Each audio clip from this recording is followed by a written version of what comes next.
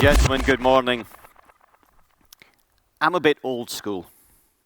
As he said, I'd been racing for 32 years, from when I was 11 years old in karting in the southwest of Scotland to Formula One to Le Mans. But I grew up in an era of excess, when engines revved to 20,000 revs per minute, where everything was about the absolute maximum that you could do, where you only looked for the last little detail, where engines would be changed at lunchtime and a second one would be put in the afternoon. But those days have gone. And now I'm looking at the next change, which is with being the team principal of Audi Sport in Formula E. What is Formula E? Well, Formula E is the first fully electric racing series in the world. We go to all of the top cities around about the world, whether it be New York, Paris, London, Berlin. This year we're going to Seoul for the first time, and we're racing in the heart of those cities, right downtown. Places where you could only go to if you're racing with electric. It's only 5 years old. It started 5 years ago. It's just gone to school. It came out of kindergarten. It's not like an old established championship, but it is right for here and now. And in that 5 years, it's attracted 10 of the top manufacturers in the world. You've got your established OEMs, your big brands, like your Audis, your Jaguars, your Nissans. But you also have got your new startups, like NIO, a Chinese electric car manufacturer, or Venturi, which is a little electric car manufacturer based out of Monaco that holds the outright electric land speed record holder. Or Mahindra. And Mahindra is a company I'd never heard of, but they sell 850,000 cars per year based in India. And each one of them brings something different to our championship, a little bit of flavor.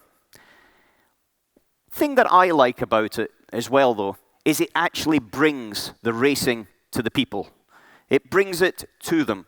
And it doesn't mean that you've got to go and find it. We're able to actually do that and then attract a very different audience. And when I say that, it's a younger audience.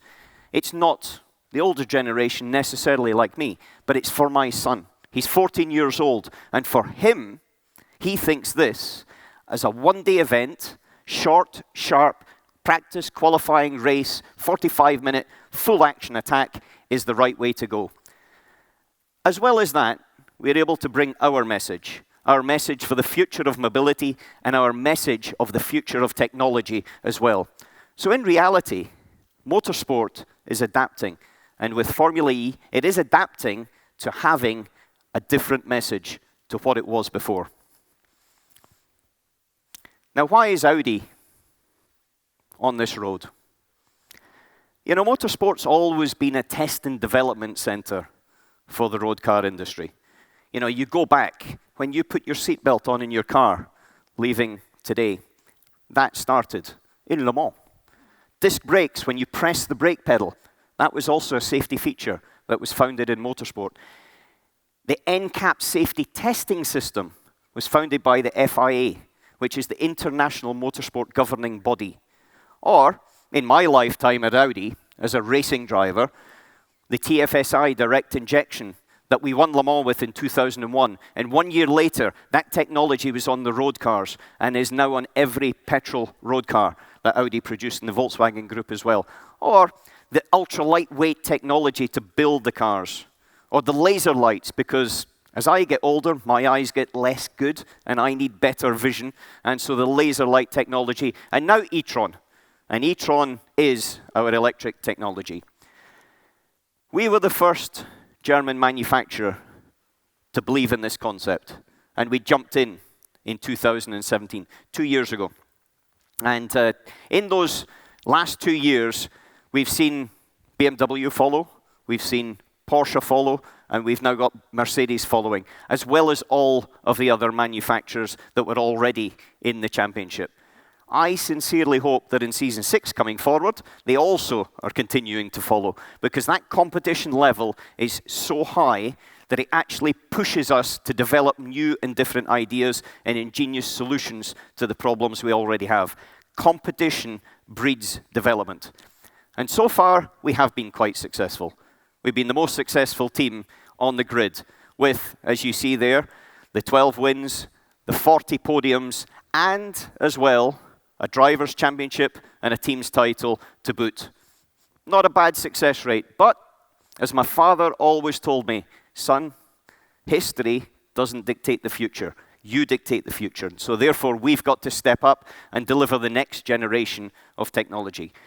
But we find it is the ideal stage to be able to do that, to actually talk about what we're trying to do, but to develop that. And for us, when we're trying to develop our technology at this moment in time, what we're looking at is trying to make sure we get more for less. And as a Scotsman, I'm all for that. Part of this is we've got a battery. And since last year to this year, we have doubled the energy in that battery. So we go now double the distance, but even quicker. The way to do that as well is we recuperate more energy into that battery, which normally would be lost, and that allows us to continue. About 35% of the energy that normally would be gone, we bring back into the battery in the braking areas and then use to boost out of the corner. This technology filters straight down towards our road car cousins. As well, a specific item, brake-by-wire. There is not a connection between the brake pedal and the brakes.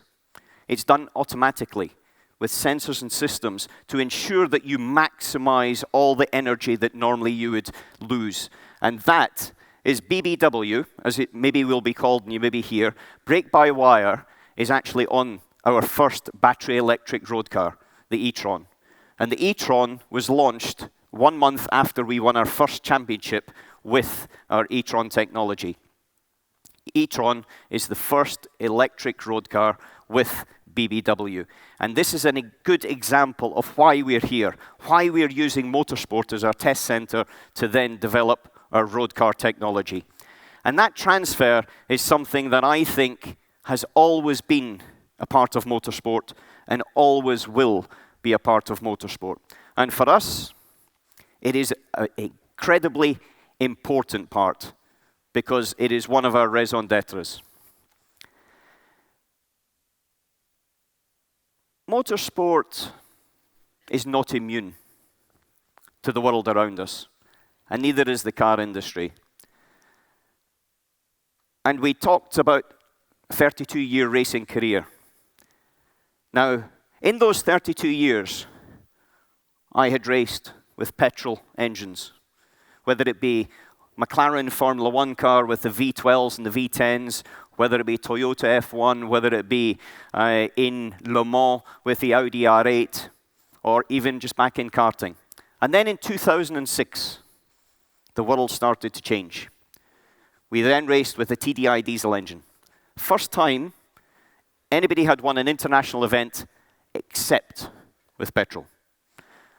2006 to 2012, we had gone to diesel hybrid. 2012, we started with electric technology with e-tron.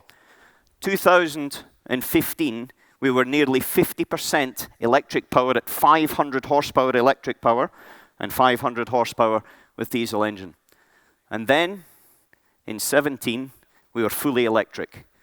So if you think of a timeline, nothing basically had happened except petrol for all of the years back through the 30s, 40s, 50s, 60s, 70s, 80s, 90s, 2000s. And then in 2006, it started. And I have seen a bigger change in the last 10 years than ever before. And the world has to adapt. We have to adapt without a question. And that is also taking into account the environment around us. And Audi very much believes it. It's one of the first automobile manufacturers to commit to the Paris Climate Change Agreement, but also with very ambitious goals, successfully looking to reduce CO2 specific car emissions by 30% by 2025. That's only in 5 years. That is only in 5 years. But like in motorsport, you've got to have high targets.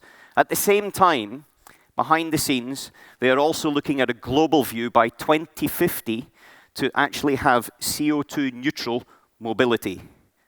And there, I think, is the future. It's when we have these very, very high targets. To do it, partly off-road. In Hungary, we're going to be building the biggest solar panel system in Europe to provide energy.